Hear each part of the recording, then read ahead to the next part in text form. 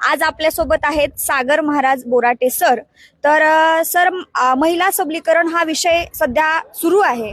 तर या वारीच्या माध्यमातून महिलांचं योगदान खरंच आहे का?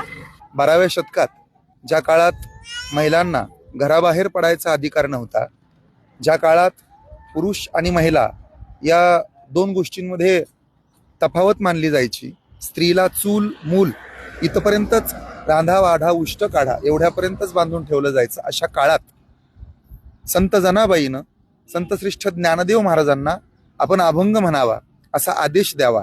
यातून हे सिद्ध होतंय की वारकरी संप्रदायात स्त्री आणि पुरुष हा भेदभाव न मानता महिलांच्या सबलीकरणामध्ये वारकरी संप्रदायाचं अत्यंत मोठं योगदान आहे.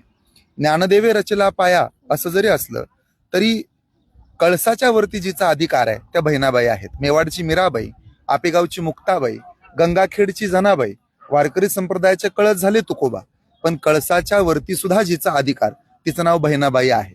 आणि त्यामुळं या वारीच्या वाटेवर मला असं वाटतं की जितकं पुरुषांचं हे महत्वाचं कार्य आहे याच्यापेक्षा अधिक पटीनं मातृत्व शक्ती, मातृशक्तीचं योगदान भलं मोठं आहे. त्यामुळं नारी की निंदा मत करे यारो, नारी हे रतन की खान, जिससे पैदा हुए हे राम लक्ष्मण और हनुमान.